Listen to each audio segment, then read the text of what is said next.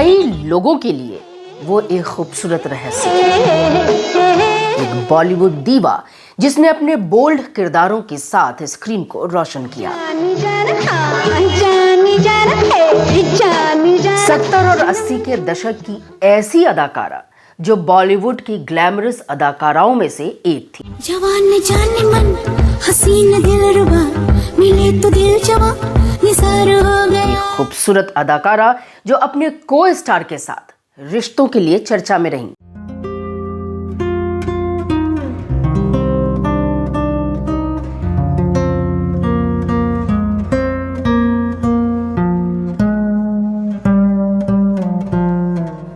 Hindi cinema की ये कामयाब एक्ट्रेस अपने करियर के पीक पर क्यों गायब हो गई, जानेंगे इस वीडियो में।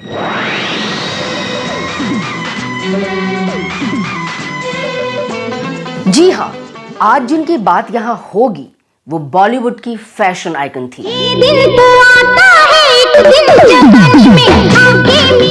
जिनके भारत के साथ साथ विदेश में भी जबरदस्त फैंस थे जो उन पर जान छिड़कते थे। चलिए आज यादें नहीं पुरानी में इस वीडियो के जरिए हम आपको रूबरू कराएंगे जानी मानी कलाकार परवीन बाबी से।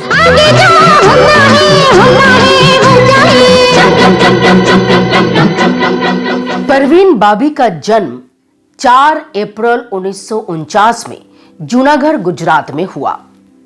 परवीन का ताल्लुक एक मुस्लिम परिवार से था। इनके पिता वली मोहम्मद बाबी जूनागढ़ के नवाब हुआ करते थे। परवीन अपने माता पिता की इकलौती संतान थी। जब ये सिर्फ 10 साल की थीं, तब बदकिस्मती से इनके पिता का देहांत हो गया। पिता की मौत ने उन्हें काफी अकेला कर दिया था। इनकी शिक्षा mount Carmel high school Ahmedabad से हुई और वहीं सेंट जेवियर कॉलेज से अंग्रेजी में इन्होंने ग्रेजुएशन भी की। परवीन ने 1970 और 80 की ब्लॉकबस्टर फिल्मों में अपने शानदार अभिनय से दर्शकों के दिलों में एक अलग ही जगह बनाई।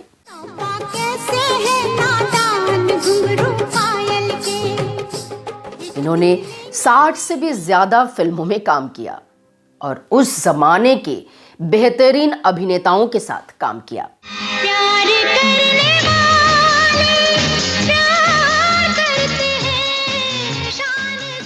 20 साल के अपने इस फिल्मी करियर में इन्होंने 60 से भी ज्यादा फिल्मों में काम किया और उस जमाने के बेहतरीन अभिनेताओं के साथ नजर आईं। क्या तुमको सुनाऊं मैं अपना फसाना है। परवीन की मॉडलिंग करियर की शुरुआत 1972 में हुई। उनकी तस्वीरें बड़ी मैगजीन्स में छपने लगी और इन्हीं तस्वीरों के जरिए उस समय के मशहूर निर्देशक BR इशारा ने उन्हें कनेक्ट किया।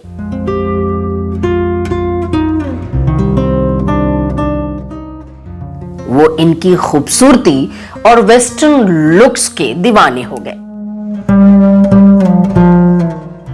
इशारा साहब ने 1973 में अपनी फिल्म चरित्र में इन्हें टेस्ट क्रिकेटर सलीम दुर्रानी के साथ लॉन्च किया। ये फिल्म बॉक्स ऑफिस पर तो कुछ खास नहीं कर पाई, लेकिन इनका बोल्ड एंड ब्यूटीफुल अंदाज सभी के दिलों को छू गया।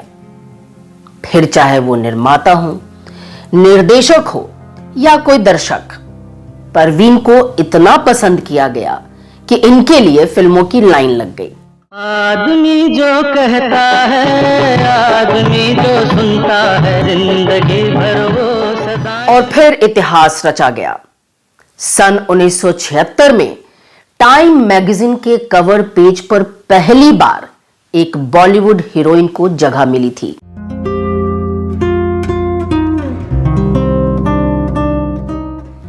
और वो थी परवीन बाबी। इससे पहले दूर दूर तक बॉलीवुड की किसी भी हीरोइन का कोई नामो निशान तक नहीं था। बॉलीवुड में सब इनके दीवाने थे। पर यह खुद दीवानी थी डैनी डेंगजुप्पा की।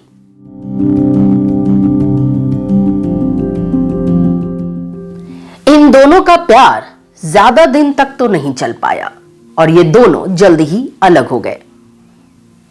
कुछ समय के बाद परवीन ने अपने इमोशंस पर काबू किया और अपने करियर पर नए सिरे से ध्यान देना शुरू किया और परवीन को दोबारा मौका मिला फिल्म मजबूर से, जो कि 1974 में रिलीज हुई थी, जिसमें वो अमिताभ बच्चन के साथ पहली बार नजर आई थी। प्यार के रिश्ते टूटे तो प्यार के रास्ते छूटे तो रास्ते। परवीन ने फिल्मों में हीरोइन के पूरे अटायर को चेंज कर दिया था। इन्होंने अपनी इमेज से पूरी दुनिया में अपनी एक अलग ही छाप छोड़ी।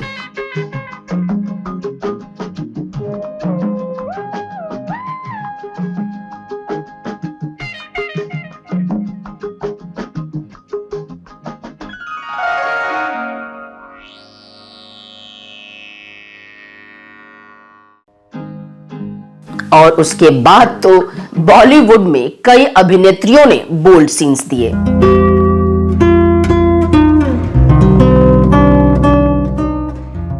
और फिर 1975 में आई फिल्म दीवार में अमिताभ बच्चन के साथ परवीन ने काम किया।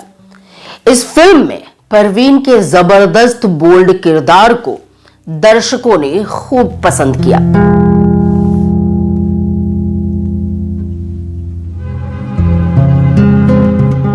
इसके बाद 1977 में डायरेक्टर मनमोहन देसाई की फिल्म अमर अकबर एंथनी में परवीन दिखी। हमको तुमसे हो गया है प्यार, क्या करें बोलो तो जिए। इसी बीच परवीन बाबी ने सुहाग और काला पत्थर में शशि कपूर के साथ भी काम किया। तेरी रब ने बना दी जोड़ी, तेरी रब ने।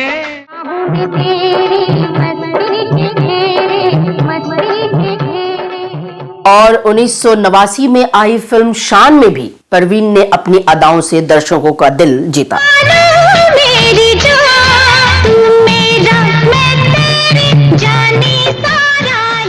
1981 में काली और क्रांति जैसी फिल्मों में अपनी अदाकारी से अपना नाम रोशन कर दिया। साथ हो जब अपने दुनिया को दिखा देंगे।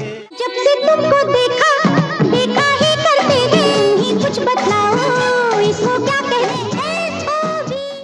क्रांति फिल्म में हेमा मालिनी के होते हुए भी परवीन बाबी ने अपनी एक्टिंग से अपना नाम दर्ज कराया।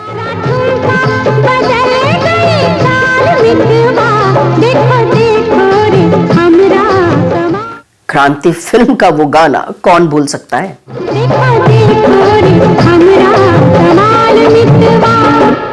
इसके बाद 1982 में आई नमक हलाल, जो कि सुपर डुपर हिट साबित हुई। कौन हो तुम? जी हम हैं अर्जुन सिंह, वल्द भीम सिंह, वल्द दशरथ सिंह। तुम्हें यह भी नहीं मालूम कि किसके रूम में आने से पहले क्या करना चाहिए? दरवाजा खटखटाना चाहिए। मगर मेम साहब, जो दरवाजे पहले से ही खुले हों वो खटखटाए नहीं जाते।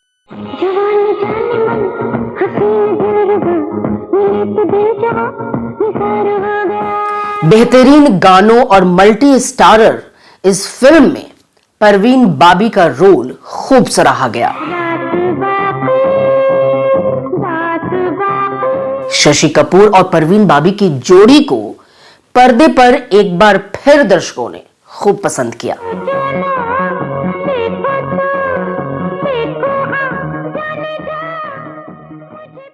उसके बाद तो परवीन ने कई और फिल्मों में काम किया।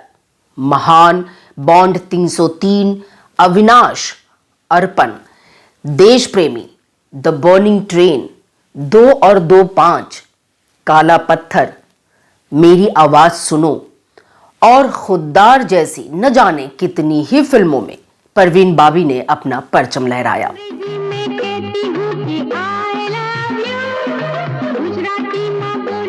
और फिर एक ऐसा वक्त आया कि अचानक 1983 में जब परवीन बाबी ने बॉलीवुड के सिल्वर स्क्रीन से हमेशा के लिए खुद को गायब कर लिया। और वो कैलिफोर्निया में इंटीरियर डिजाइनर का काम करने लगी। और इसके पीछे कारण था उनके मन की अशांति का, अकेलेपन का, जिंदगी से मिले दुखों का। लेकिन वहां जाकर उनकी दिमागी हालत और खराब रहने लगी। उनकी इस मेंटल स्टेट का पता तब चला जब एक दिन न्यूयॉर्क एयरपोर्ट पर उनसे उनका नाम पूछा गया और वो बता नहीं पाई। फिर उनको सिक्योरिटी एक ऐसे कमरे में ले गई जहां ऑलरेडी मेंटली चैलेंज्ड लोग थे। वो वहां बहुत घबरा गई और फिर किसी तरह उस समय इंडियन एम्बेसी ने उनकी मदद की और यह मामला सॉल्व हुआ। लेकिन तब तक यह क्लियर हो चुका था कि परवीन बाबी को पैरानॉइड सिजोफ्रेनिया यानी मेंटल डिसऑर्डर के लक्षण हैं, जो कि इस बीमारी में इंसान वास्तविक जिंदगी से अलग जिंदगी जीता है। वो अपने दिमाग की बनाई दुनिया में ही जीता है। अजीब बात यह है कि उनके आसपास के लोग उनकी ये स्थिति समझ पा रहे थे, लेकिन परवीन ने अपनी इस बीमारी को कभी एक्सेप्ट नहीं किया और वो 6 सालों के बाद इंडिया वापस आ गई। अमिताभ बच्चन के साथ कई फिल्में करने के बाद परवीन ने अपने निजी जीवन में उनको अपने बहुत करीब पाया, लेकिन अपनी इस अजीबोगरीब बीमारी की वजह से वो अपने दोस्त को भी दुश्मन मानने लगी। यहां तक कि उन्होंने अपने एक इंटरव्यू में अमित जी पर इल्जाम लगाया कि उन्होंने उनको मारने की कोशिश की, जिसके लिए परवीन ने अमिताभ बच्चन पर केस भी किया था। पर कोर्ट में परवीन बाबी इस इल्जाम को साबित नहीं कर पाई क्योंकि वो बीमार थी।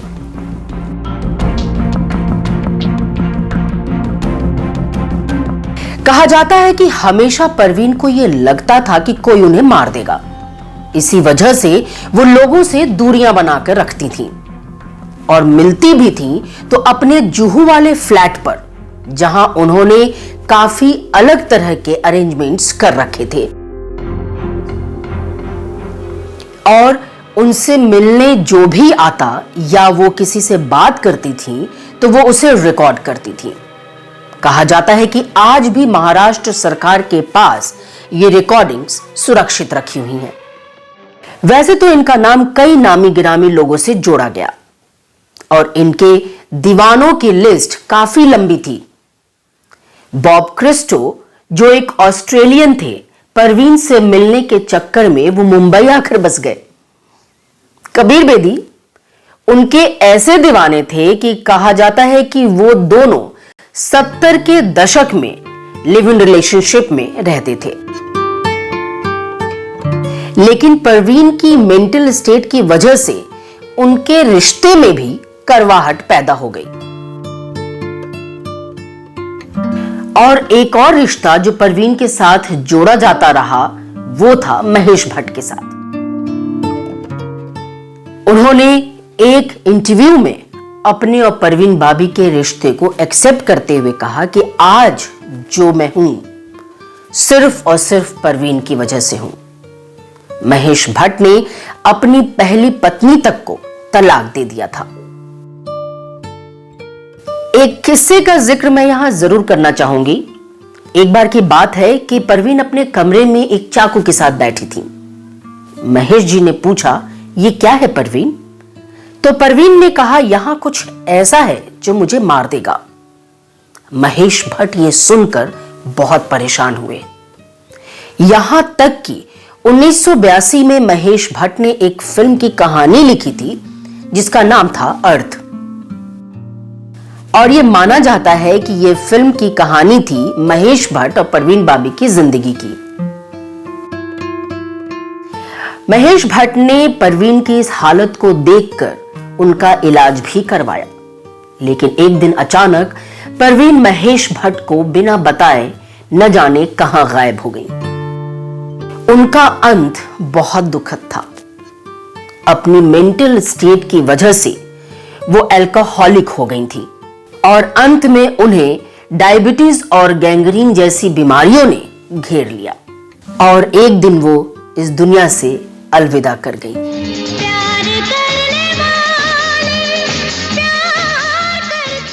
तो दोस्तों, ये थी परवीन बाबी की दास्ताने जिंदगी। मुझे उम्मीद है कि आपको ये पसंद आई होगी।